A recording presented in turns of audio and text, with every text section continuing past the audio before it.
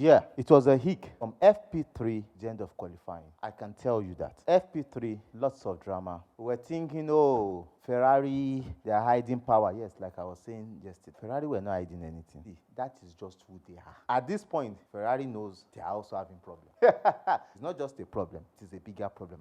And I think their problem is more than Mercedes' problem. Mercedes have already identified their problems since last year, but they were not smart enough because Lewis Hamilton was just out there all through last season, giving them the opportunity, keeping in the race. Why? Because he helped the development of the car last year. I tell you that. Lewis Hamilton helped development of the W13 last year, which gave George Russell the opportunity to win the race and to also challenging in front, while his car was used for the whole setup changes, all the learnings and everything, while he himself was in the garage doing all the sims and everything for the team. The same thing I think he's doing this year. And I think the only reason why Lewis Hamilton is doing that is he needs to help that team because of the trust and the number of championships he has won with them. He has won 6 championships with Mercedes. Of his 7, he has won 6 with Mercedes. And I tell you one thing, if he has been able to win 6 championships with Mercedes, why will he not give them everything? While Toto Wolff was talking in the press conference, he said he's sure that they have a trust, and Hamilton also said it, that if it comes to a point and they cannot give Lewis Hamilton a championship winning car, if he leaves the team, he knows Hamilton has done well for them. And remember, Hamilton will be going through a lot now that he has fired his personal trainer, Angela Collin. He'll be going through a lot. Last year was easy for him because Angela has been with him for a long time, working with him. Though he might have a reason for firing her or for parting ways with her because they've gone through a lot. I think Angela needs to be with her family in Australia, and she needs some time. Going around with top racer like Hamilton would be a heck of a work, and I think she needs some time for herself. Welcome to Formula One, Column Africa, Exxon F1. My name is Oshifes Oluwadamilare. Let's go on this ride.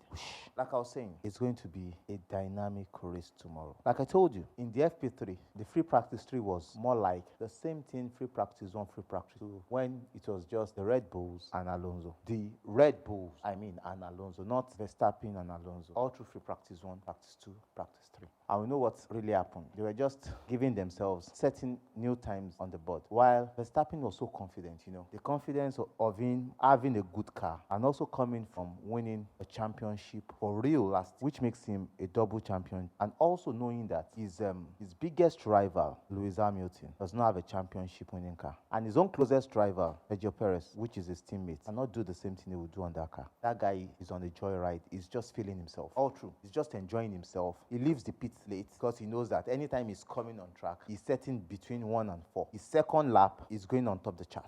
And that was what kept on happening from free practice 1, free practice 2, free practice 3. So there's nothing new in free practice until we got to the qualifying. That was when the table started to shake. Now, Lando Norris, after his struggle in Bahrain of filling here into his pneumatic system for the engine, he had to pit and was unable to come out. We don't know what was the problem with his engine yet, but he was able to come out at a point for the Q1, like 20 minutes to go, just retired. And after the other 4 remaining drivers lost their place in Q1, the Q2, which brought an interesting story. Max Verstappen qualified 15. Max Verstappen qualifying 15. What we don't expect. I was talking to my wife, and I was telling her, you see, this race, I think Hamilton will win. That was what I was saying yesterday. That was Friday. And I think Hamilton will win this race. How? I just had that feeling that he will win the race. Seriously, I knew Hamilton does not have a car to win that race. That was 100%.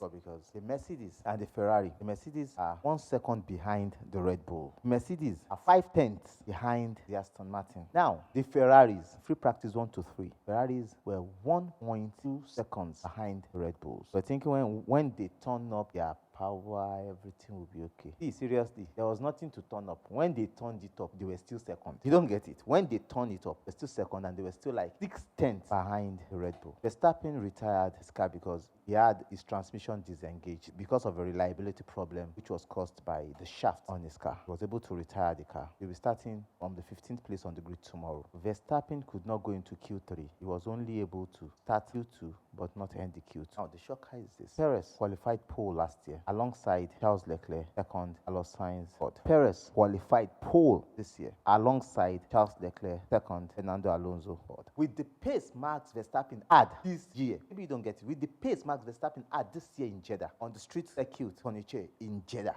Max Verstappen, on average, is about 4 tenths ahead of his teammate, Sergio Perez. So if Max Verstappen is like 4 tenths ahead of his teammate, Sergio Perez, and Sergio Perez finished Q3, 2.5 tenths to 3 tenths ahead of the Ferrari. Ferraris are still far behind. Though we know Sergio Perez is one of the best street racers in Formula One. He loves circuit. But Ferraris should know one thing, they are behind. Charles Leclerc qualified second. He will be starting P12, which means Fernando Alonso will be starting alongside Sergio Perez.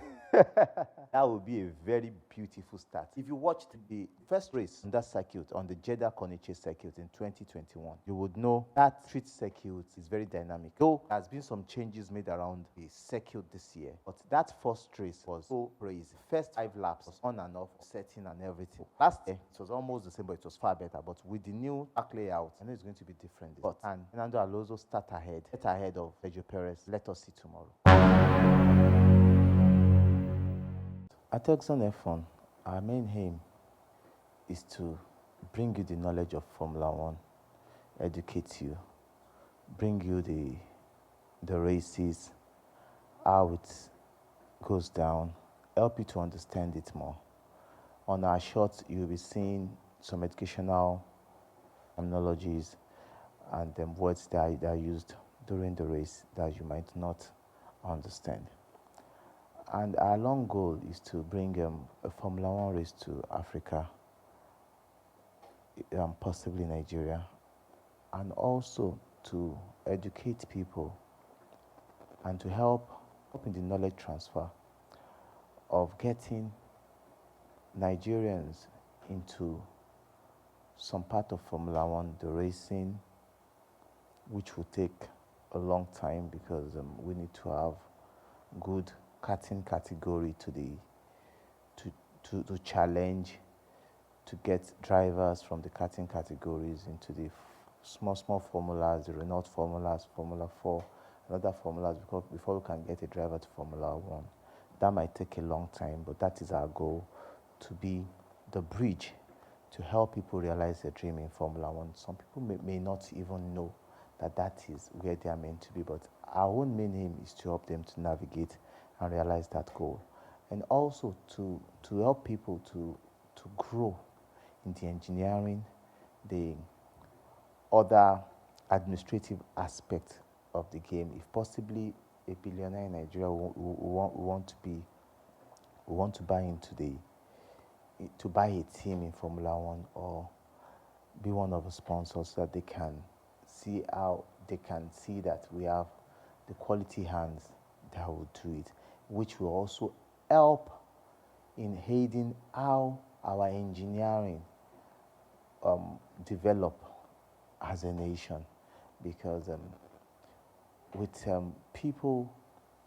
young people, young graduates or young entrepreneur, young engineers learning the engineering of Formula One, the CFD, the fluid dynamics, and all the parts of Formula One, we'll find ourselves growing in car development, because the cars you see today, most of the technologies are well tested in Formula One before they become today's technology. And if you have people there, it will help our technical know-how to build good mechanics, good engineers, and it also promotes the revenue generation for a nation. It's part of our dream to bring karting, to bring this race to Nigeria and to Africa also, and to help a young African, to help a young African to realize his dream, not just in Formula One, but being an engineer and being part of this world. It will also create a lot of employment for a lot of people, and this will take a lot of people out of the street. That is our main aim. That is why we have this channel. If there's a way you can support, we'd love you to come on board, work with us, and we'd love to work with you. Thank you.